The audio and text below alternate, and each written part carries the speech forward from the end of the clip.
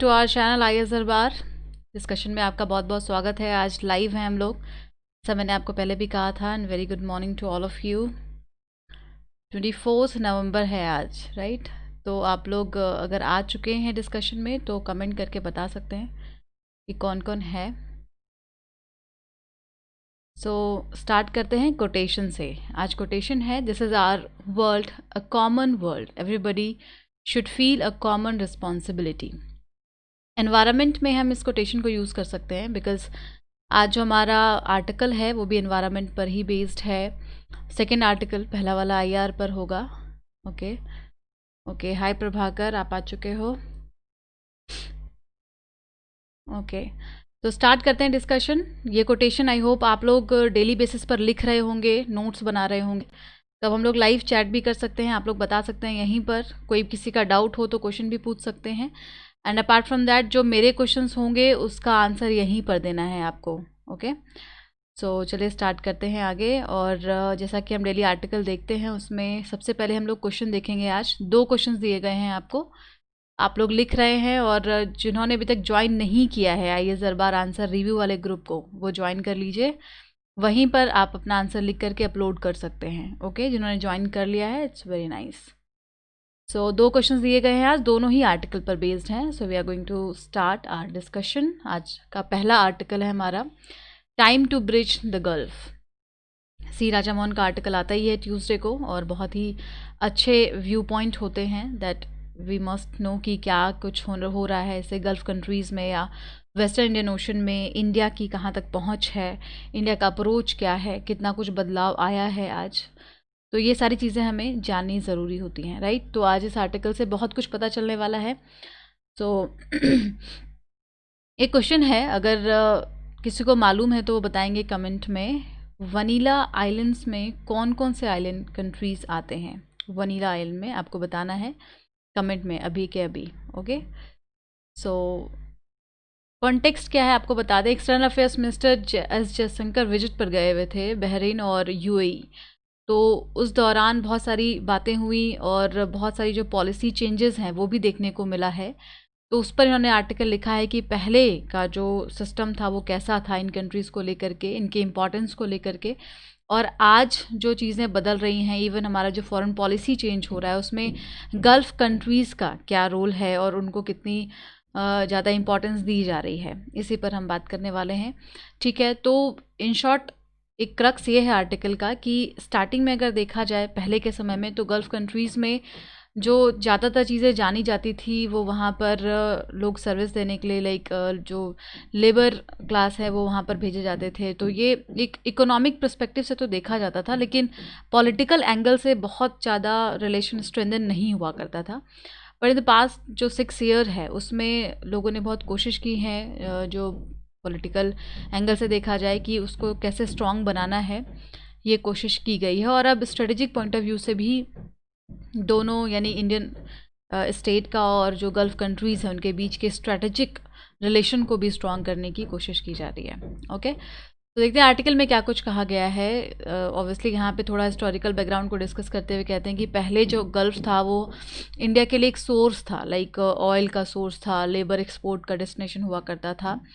और लेकिन जो ब्यूरोक्रेटिक अप्रोच था वो बहुत ही कम था और पॉलिटिकल इंगेजमेंट ना के बराबर थी और उसमें काफ़ी ज़्यादा इनकैपेबिलिटीज़ थी, लेकिन उसको बहुत शॉर्ट आउट किया गया है। पहले क्या था कि जो गल्फ़ नेशंस, गल्फ़ कंट्रीज़ थे उनको पाकिस्तान के प्रिज्म से देखा जाता था, वेरएज़ जो गल्फ़ कंट्रीज़ थे वो इंडिया को उस तरीके से नहीं देखते थे। तो ऐसा राइटर का मानना है, सी राजा मोहन साहब यहाँ पर कह रहे हैं इस तरीके से। सो ये चीज़ें समझनी है कि इसको स्ट्रॉन्ग कैसे किया जा सकता है। अगर आप पॉलिटिकल रिलेशन को बिल्ड करेंगे, ब्यूरोक्रेटिक अप्रोच को इन्हांस करेंगे तो जो रिलेशन है वो और ज़्यादा स्ट्रॉन्ग हो जाएगा। और यहाँ पर वही ये कह रहे हैं कि पॉलिटिकल एंड स्ट्रेटेजिक कोऑपरेशन को अब कैसे हम बढ़ा सकते हैं। हालांकि जो अभी की गवर्नमेंट है, अगर आप मोदी गवर्नमेंट की बात करें तो उन्होंने बहुत ज़्यादा कोशिश की है कि एक क्रैक को कम किया जाए और दोनों देशों के, मतलब दोनों जो रीजन्स हैं इनके बीच में जो इमेंस पॉसिबिलिटीज़ हैं उसको बाहर लाया जाए। Okay, needs to see the real picture of Gulf. अब गल्फ़ के अगर हम बात करें, गल्फ़ कंट्रीज़ की बात करें, तो क्या पोटेंशियल है, इकोनॉमिकली क्या पोटेंशियल है, पॉलिटिकली क्या पोटेंशियल है, और आज कर के समय में जो सबसे इम्पॉर्टेंट चीज़ है that is strategic importance of that region, क्या स्ट्रेटेजिक इम्पॉर्टेंस है। सो उसके बारे में इनका मानना है that Delhi needs to get real and recognise and impressive structure of finance capital build on the massive accumulation of oil revenue over the last few decades। यहाँ पे एक कॉन्सेप्ट डिस्कस किया गया है, खलीजी कैपिटलिज्म। ठीक है, ये London school of oriental and African studies based scholar हैं जिन्होंने ये कॉन्सेप्ट डेवलप किया है खलीजी कैपिटलिज्म का।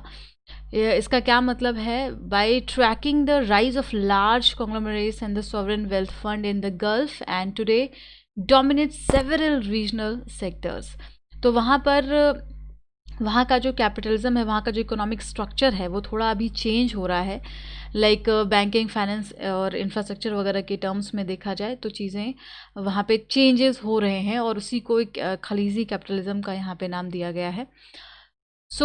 इसके बारे में अगर और किसी को कुछ इन्फॉर्मेशन है तो वो भी शेयर करेंगे ग्रुप में। अभी जैसा आप लोग चैट देख रहे हैं, खलीजी कैपिटलिज्म के बारे में आपको और आइडिया है तो आप बताएंगे कि what is it all about, इसके बारे में और डिटेल्स अगर आपको मालूम है तो। यहाँ पे क्या कहा गया, अब हम लोग चलते हैं, पूरा वेस्टर्न इंडियन ओशन की बात करेंगे, फिर गल्फ़ कंट्रीज़ की, और इंडिया का क्या पर्सपेक्टिव है इस पूरे रीजन को लेकर के। तो वेस्टर्न इंडियन ओशन की अगर बात करें तो पास्ट 6 ईयर की बात यहाँ पर की जा रही है कि पास्ट 6 ईयर्स में किस किस चीज़ पर बहुत ज़्यादा फोकस किया गया है। तो वेस्टर्न इंडियन ओशन को लेकर के भी इंडिया का पर्सपेक्टिव जो है वो चेंज हुआ है। ठीक है, कैसे ऐसा कहा जा सकता है, क्योंकि पहले क्या था, एक ट्रेडिशनल फोकस हुआ करता था इंडिया का, लाइक ऑन मॉरिशस और पर्टिकुलर कंट्रीज़ पर। लेकिन जब प्रेजेंट गवर्नमेंट और इवन लास्ट गवर्नमेंट जो सेम गवर्नमेंट थी, उन्होंने क्या किया, मॉरिशस से लेकर के अदर जो भी आइलैंड कंट्रीज़ हैं वेस्टर्न इंडियन ओशन में, उन पर फोकस किया पूरी तरीके से। एंड मॉरिशस, सेशल्स में 2015 में विज़िट किया था मोदी जी ने। उसके बाद इसके स्ट्रेटेजिक सिग्निफिकेंस को कैसे और बढ़ाया जाए, इस चीज़ को इवन एक्नॉलेज भी किया था कि इंडियन जो आइलैंड स्टेट्स हैं उनको, लाइक अगर क्लाइमेट चेंज ही हो रहा है तो उससे जो उनको परेशानियां आ रही है उसको कैसे हम काउंटर कर सकते हैं, उसको लेकर के कोऑपरेशन पार्टनरशिप, स्ट्रेटेजिक पार्टनरशिप। कोई ऐसी प्रॉब्लम्स आ गई जैसे कि साइक्लोन्स वगैरह रहे तो उस समय में कैसे हेल्प किया। इवन कोरोना के टाइम पे इंडिया ने बहुत ज़्यादा मदद की, जो वेस्टर्न इंडियन ओशन में जो आइलैंड नेशंस हैं उनको फूड वगैरह पहुंचाने में काफ़ी एक्टिव रोल प्ले किया है। तो इस तरीके से ये आप कह सकते हैं कि इस समय में इंडिया का जो पर्सपेक्टिव काफ़ी क्लियर है कि वेस्टर्न इंडियन ओशन के साथ में जो आइलैंड कंट्रीज़ हैं या जो नेशंस हैं उनके साथ भी अपना रिलेशन स्ट्रॉन्ग बनाना है। और ये कई सारे पार्टनरशिप में भी देखने को मिला, जैसे कि पहले तो आपको मालूम होगा कि फ्रांस का डोमिनेंस है, अभी भी काफ़ी इन्फ्लुएंशियल पावर है फ्रांस वेस्टर्न इंडियन ओशन में। क्यों? क्योंकि रीयूनियन आइलैंड, ट्रोमेलिन आइलैंड्स, ये सब फ्रांस के आइलैंड्स हैं। ठीक है, तो ये काफ़ी इम्पॉर्टेंट है कि फ्रांस के साथ अपने स्ट्रेटेजिक पार्टनरशिप को स्ट्रॉन्ग किया जाए, और इंडिया ने बहुत हद तक ये किया भी है पिछले कुछ सालों में।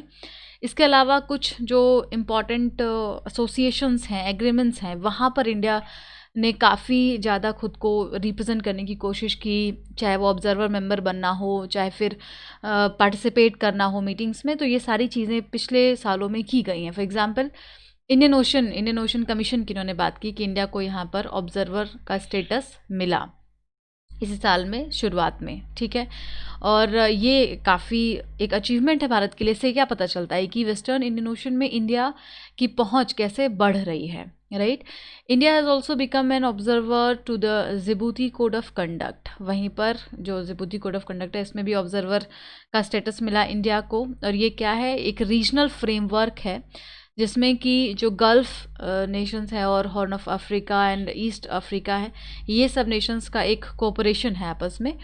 तो वहाँ पर भी इंडिया को अगर जगह मिली तो ये भी बहुत अच्छी बात है। और अभी जो विज़िट हुआ था, जिसकी हम बात करें, जो कॉन्टेक्स्ट है हमारा विज़िट टू द गल्फ़, इसमें 5 चीज़ों की बात की गई है, 5 फोकस एरिया को डिस्कस किया गया है।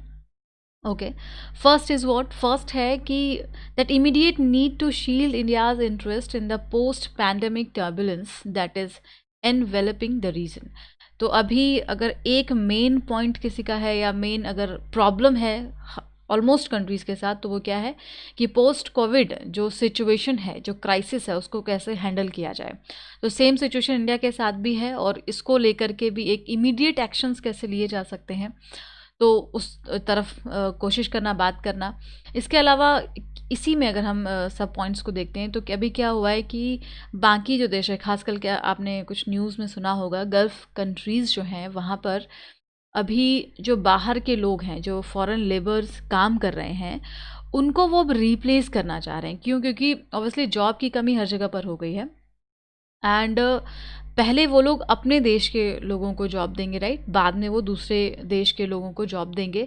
तो अगर ऐसा हुआ तो इंडिया के लिए बहुत प्रॉब्लमेटिक हो जाएगा और इससे जो हमारी इकोनॉमिक स्टेबिलिटी है वो ख़राब हो सकती है। सो यहाँ पे जो फॉरेन लेबर्स का एक मुद्दा है, उस वो भी हमारा टारगेट इशू था कि उसको रिजॉल्व किया जाए और ऐसा ना हो कि इंडियन लेबर्स को रिप्लेस किया जाए वहाँ पर।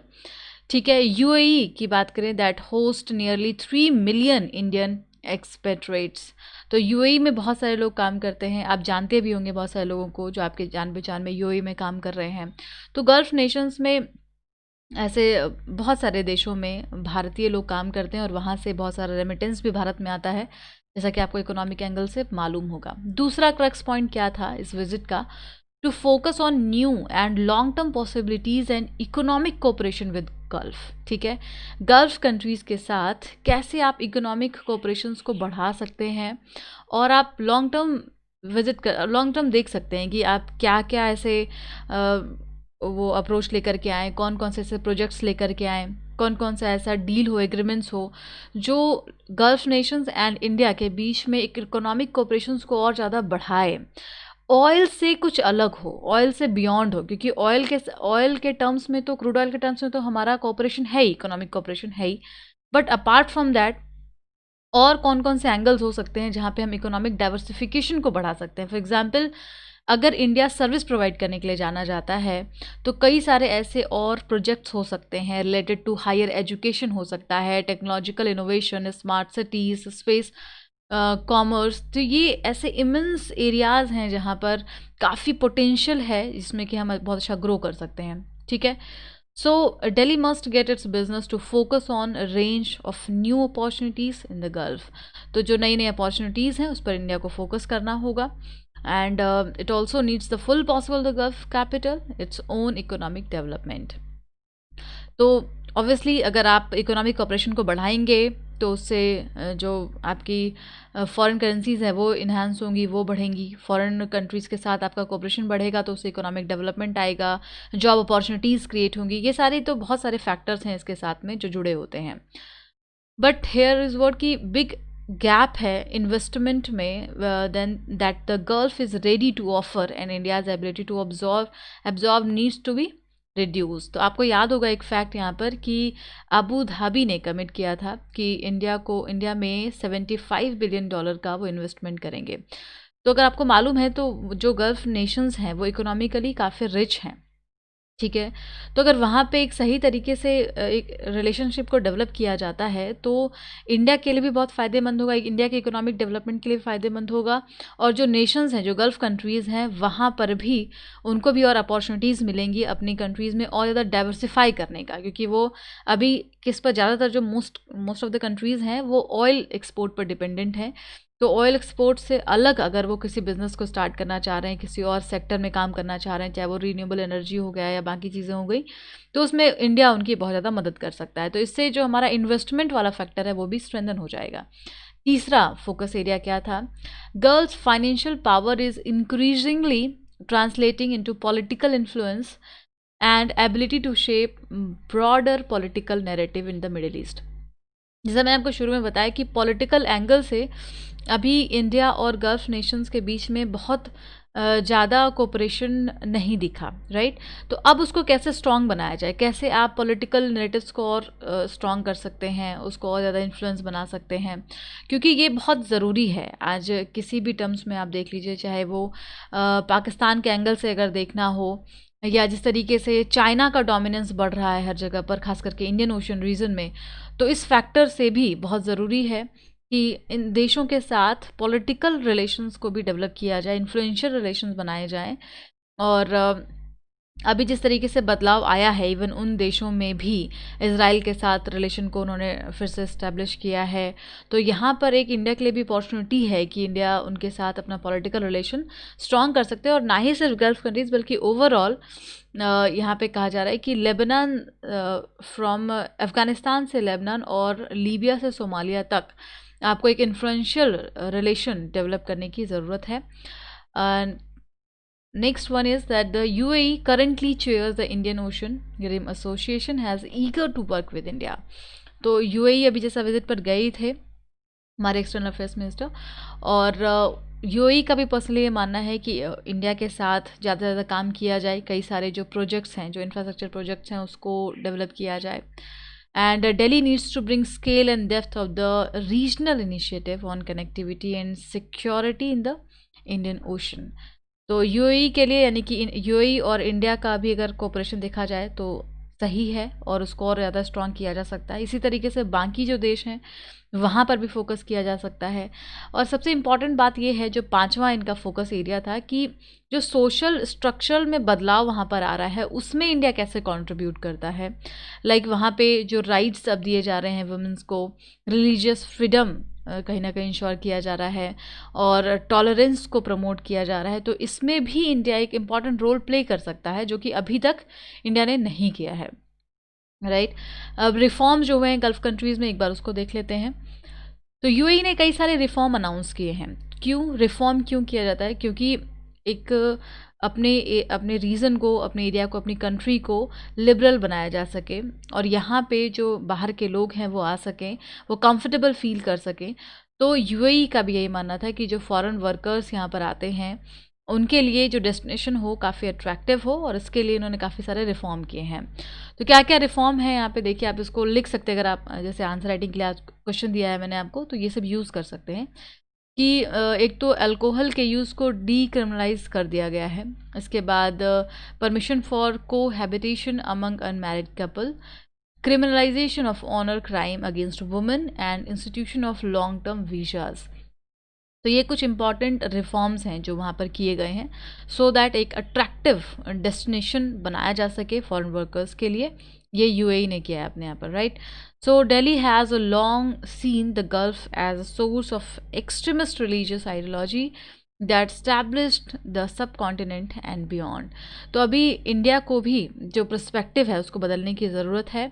जिस तरीके से गल्फ़ कंट्रीज़ में चेंजेस हो रहे हैं, अपने वहाँ पर रिफॉर्म किए जा रहे हैं, उस चीज़ को सपोर्ट करने की ज़रूरत है और उनके साथ अपना रिलेशन, पॉलिटिकल रिलेशन स्ट्रॉन्ग करने की ज़रूरत है। आइए अब अगला आर्टिकल देखते हैं। आई होप पहला वाला आर्टिकल आपको क्लियर हो गया होगा। नेक्स्ट आर्टिकल बहुत इंपॉर्टेंट है, एनवायरनमेंट के पर्सपेक्टिव से है। So, a new green deal. General Studies Paper 3 Environment. So, are you guys there? आप लोग को क्लियर हो रहा है डिस्कशन? आप कमेंट कर सकते हैं अगर आप सुन रहे हैं डिस्कशन को। तो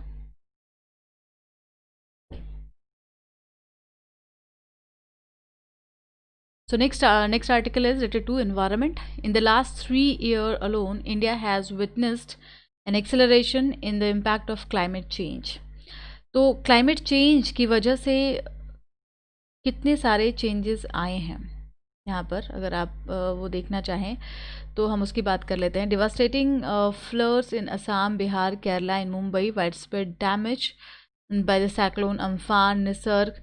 तो बहुत सारी इंडिया की ही बात करें तो कई सारे इंडिया में आपको देखने को मिला कि इस क्लाइमेट चेंज होने की वजह से कैसे बदलाव आया है, मानसून में बदलाव आया है, साइक्लोन्स कई सारे आए, अम्फान, निसर्ग, ये सब चीज़ें आई। And climate change is a notoriously difficult challenge to crack. Its effect are local, but the cause is global, needing all country to get on board for action. तो यहाँ पे क्लाइमेट एक्टिविस्ट काफ़ी सारे हैं राइट अराउंड द वर्ल्ड। तो इसमें अभी सबसे इम्पॉर्टेंट जो मुद्दा है वो यूएस का है, क्योंकि वहाँ पर जो इलेक्शन हुआ उसमें इस क्लाइमेट चेंज के इशू ने बहुत बड़ा रोल प्ले किया है। तो इस कॉन्टेक्स्ट में अगर हम बात करते हैं तो वहाँ पे जो बिडेन को सक्सेस मिला यूएस में, राइट। और ये क्लाइमेट एक्टिविस्ट माने जाते हैं, नो डाउट। इन्होंने काफ़ी सारे कमिटमेंट्स भी किए हैं कि वो किस तरीके से क्लाइमेट चेंज को काउंटर करेंगे और उसके इम्पैक्ट को कम करेंगे।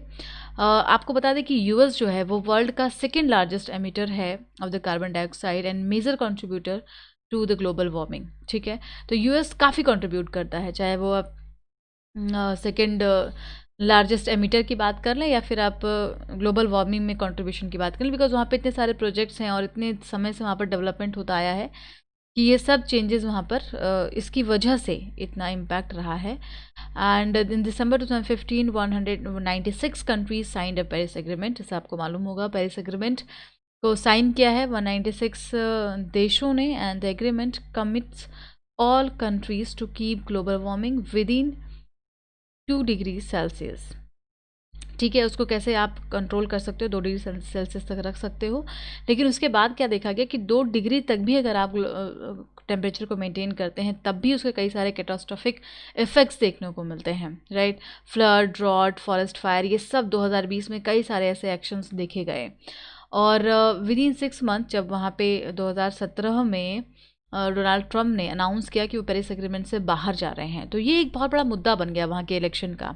और पहली बार हिस्ट्री में ये देखा गया कि क्लाइमेट चेंज एजेंडा जो था वो कितना डोमिनेट किया किसी नेशनल इलेक्शन में। Can you imagine, climate change जो है वो वर्ल्ड लेवल पर हो रहा है, लेकिन इसने नेशनल लेवल पर कितना इंपॉर्टेंट रोल प्ले किया, क्योंकि यंग क्लाइमेट एक्टिविस्ट जो थे वो आगे आए और इसमें सनराइज मूवमेंट चलाया गया। जो यंग अमेरिकन उन्होंने पार्टिसिपेट किया और जो लोग क्लाइमेट चेंज को नहीं एक्सेप्ट कर रहे थे उसको रिजेक्ट किया उन्होंने। इवन जो मिडिल स्कूल चिल्ड्रंस है जो इवन वोट नहीं कर सकते थे वो काफ़ी ज़्यादा वरिड थे इस चीज़ को लेकर के, और उन्होंने एक रैली निकाली, youths need a green new deal. तो इस तरीके से काफ़ी वहाँ के इलेक्शन में, अमेरिका का जो इलेक्शन था उसमें क्लाइमेट चेंज का इशू, बहुत बड़ा इशू देखने को मिला। Biden has also announced that he has no plans to ban fracking on private land in the US. The 2 US states, Pennsylvania and Texas, sit on the top of the massive shale fields. तो वहाँ पे Pennsylvania और Texas में जो obviously काफ़ी big city है और वहाँ पे शेल फील्ड्स हैं, शेल फील्ड्स को रोकने की बात हो रही है। और उसमें जो फ्रैकिंग होता है, clean energy via natural gas को जो प्रोड्यूस किया जाता है, फ्रैकिंग की वजह से वहाँ पे मीथेन गैस का काफ़ी ज़्यादा रिलीज़ होता है। मीथेन गैस एमिट होने की वजह से ये क्लाइमेट चेंज को इम्पैक्ट करता है, राइट। तो यहाँ पर इसलिए इसको रोकने की बात हो रही है। जो क्लाइमेट एक्टिविस्ट हैं वो कह रहे हैं कि आप बैन कर दीजिए फ्रैकिंग को, लेकिन ये हो नहीं पाया। So given this the politically sensitive issue, Biden has, क्योंकि बिडेन भी हेजिटेट कर रहे हैं रिस्ट्रिक्ट करने से, अभी तक उसको रोक नहीं पाए हैं जबकि वो इलेक्शन जीत चुके हैं और उन्होंने कई सारे कमिटमेंट्स भी किए हैं। इसका इम्पैक्ट क्या होगा फ्यूचर में, तो कई तरीके का इम्पैक्ट होगा। जैसे कि 2050 तक ये भी कहा जा रहा है कि बायोडाइवर्सिटी का लॉस बहुत ज़्यादा होगा, वर्ल्ड की इकोलॉजी इन्वायरमेंट पर काफ़ी इसका इम्पैक्ट पड़ेगा। इवन 2050 तक जो कोरल रीफ है वो काफ़ी ज़्यादा लॉस्ट हो जाएगा, most of the world's coral reef lost हो जाएगा। इसका इम्पैक्ट फिर कैसे होगा, ओशन फूड सिस्टम पर पड़ेगा। ओशन फूड सिस्टम पर पड़ेगा तो इसका फिर ओवरऑल इम्पैक्ट हर साइकिल पर आने लग जाएगा। एंड इंडिया की बात करें तो इंडिया में ऐसे आइलैंड जो स्टेट्स हैं, इसके अलावा ये मुंबई की बात करें जो फाइनेंशियल और बिजनेस पर्सपेक्टिव से काफ़ी इंपॉर्टेंट है भारत के लिए, वो अंडर वाटर हो सकता है 2050 तक।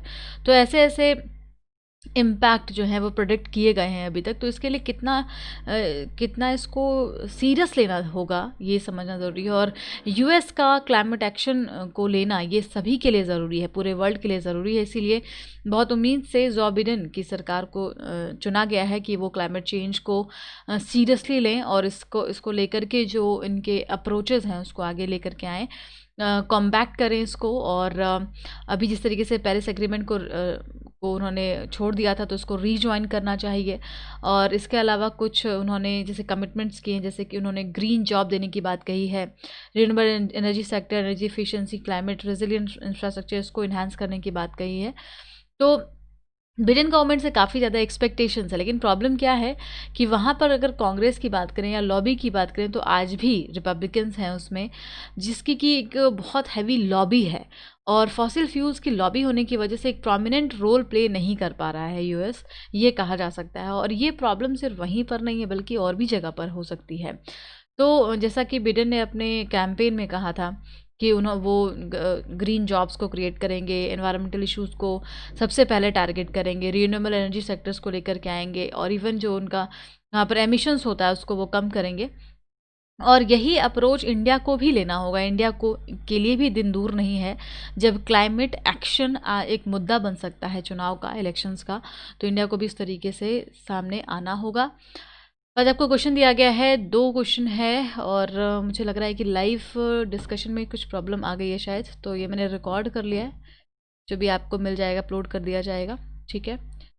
तो हम लोग कल फिर से लाइव करेंगे, आई होप सब कुछ सही रहेगा। तो क्वेश्चन आपको दिया गया है, इसको आप लोग प्लीज़ कमेंट करके बताएंगे आंसर। 2 क्वेश्चन दिए गए हैं। Thank you so much. और आज लाइव अगर नहीं हो पाया है तो उसके लिए सॉरी, बट हाँ कल से आई होप कोई प्रॉब्लम नहीं आएगी। लाइव शुरुआत तो किया था मैंने, but I don't know what happen, तो इसको हम लोग कल करते हैं। बट आज आपको रिकॉर्डेड वीडियोस तो आई होप मिल ही जाएंगी। Thank you so much, keep studying.